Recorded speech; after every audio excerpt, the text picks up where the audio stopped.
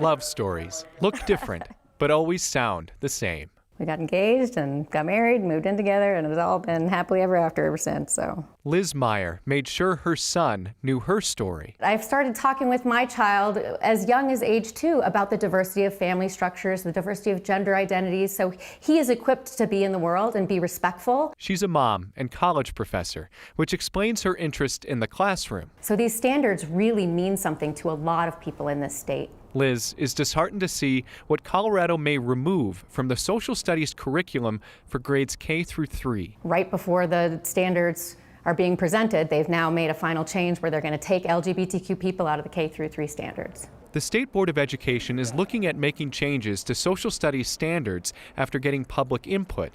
Concerns were raised about the age appropriateness of referencing LGBTQ in lower grades. And the problem with the LGBTQ issues are not inclusion or exclusion, but whether the discussion of sex in its various forms is appropriate for kindergartners.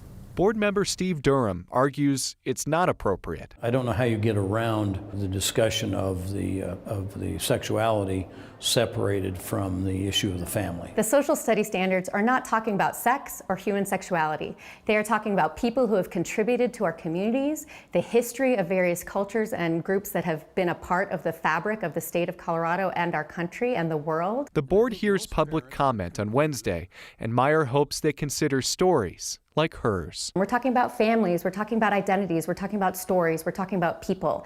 And when you say people are inappropriate, you're basically saying a whole class of people have no right to exist. Noel Brennan, 9 News. The Board of Education plans to discuss the social studies standards for several months. They won't vote on the final standards until November or December.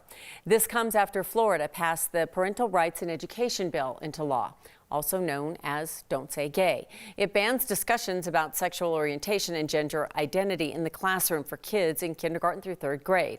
Parents can sue school districts that violate the law. It also requires schools to tell parents when their kids are receiving mental health services. Ohio is now considering a similar bill to ban discussion of sexual orientation or gender identity for kids through 12th grade. It would go further, banning, quote, divisive and inherently racist concepts from the curriculum, and it would mirror the Florida law in that members of the public can sue school districts for violating the law.